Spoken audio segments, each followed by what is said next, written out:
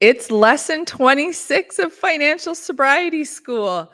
Welcome to today's lesson. Thank you so much for being here and working on your financial sobriety.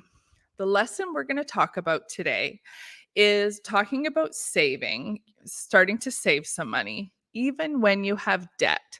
And this might feel a little counterintuitive when it comes to what actually comes up when you are starting to do like any sort of financial planning, when you're starting to do any sort of like calculating of like interest rates and things like that.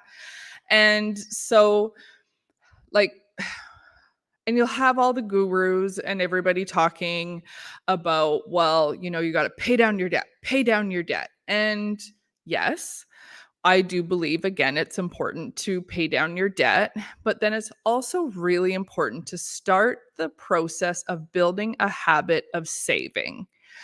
And so working out that plan and your financial sobriety like strategy that you're going to use to pay off your debt, to start some savings, build your sober spending plan, all of that will come together. And sometimes at first you might not have money to start to save when you're first starting out. And what I always love to remind people is when they're first starting this journey, it's exactly that. It's starting. This isn't your forever of like what money looks like right now. And I think that that's where it can get really, you feel really hopeless, like it's like, okay, if we're working together, if you're in one of my courses and you start putting together your financial inventory and you start to really look at those numbers and you think like, Linda, I don't even understand how you think I'm going to save money. I don't even actually I don't even have money hardly for groceries. And that's sometimes the reality. And I know that was my experience when I first started. But stay with me here on that one because I think that yes, that's an overwhelming and a hurdle. And sometimes people get so discouraged that's where they can really fall down a rabbit hole. But again, that reminder of this is just the start. This is the beginning. This isn't your forever. So when I talk about starting to save when you are starting this journey and starting to pay off debt, I think of it as not even starting to pay off your debt yet, just making minimum payments. So you're keeping up with the payments for interest, so you're not incurring any more debt. I did a certification through the Financial Recovery Institute, and my teacher was Karen McCall, and she has this beautiful way of teaching a process she calls saving your way out of debt. And what it is there's kind of the graphic she uses is two different pyramids. And on the debt side, there's like starting to stabilize your debt. Or as I like to call, like stop the madness, plug the hole, don't incur any more debt. She calls it stabilizing your debt. And so, like, just keeping up with the minimum payments, not starting to pay down any debt quite yet. And I know that that sounds, again, really counterintuitive to what a lot of people say about money. But again, those are people who are like might have money, or people that don't have a problem with overspending, or people who understand their money. Like a financial sobriety journey is that a journey, right? So again, just a beginning of where you're going. But going back to Karen's teachings of saving yourself out of debt, because again, stabilizing your debt, paying the minimum payments, including that in your spending plan. And then on the other side of the other pyramid is talking about savings. So starting to put money into savings accounts to start to, have it for things that come up, things that are going to be unexpected, possibly, or actually start to put money in a savings account every month for things like insurances. So she calls those like periodic expenses. So, different ways to think about it. But really, when it comes down to it, a lot of times when we're starting our financial sobriety, we'll reach for credit when something unexpected happens or for something like annual periodic expenses. And then we're not stabilizing our debt anymore. We're starting to have that number grow again.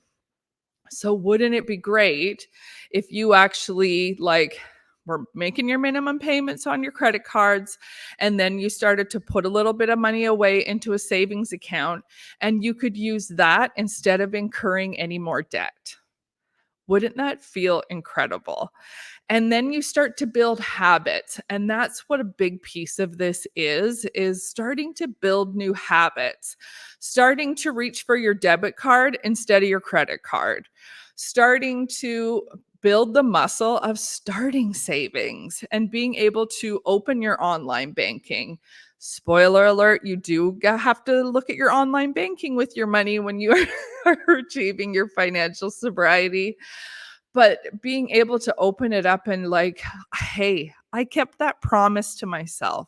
I promised myself I was going to start putting money into a savings account, and I am actually putting money into a savings account and I'm keeping it there. I'm not taking that money out because I ate out too much last month and it was way over my spending plan, and I am now having to reach for my savings for that. You kept your promise that you were going to stay within your spending plan, put some money in savings, and have it there for when an emergency or something unexpected comes up. Because that's going to happen. You need to expect the unexpected, because we're not going to all of a sudden, like, yes, I'm going to plan that my car's going to break down. And like in 2 weeks, I know in 2 weeks my car's breaking down. So, like, you know where I'm going with this, right? I'm going to plan that my cat's going to eat something toxic and then he's going to have to get a surgery and then we're going to have to, dig back into credit. Let's start saving for that. For when it comes up, you're not going to have to reach for that credit card. You can say, hey, remember that promise I gave to myself when I started my financial sobriety of being able to start saving? I have that money there for things like this, because cars, animals, all that stuff, they're the gift that keeps on giving.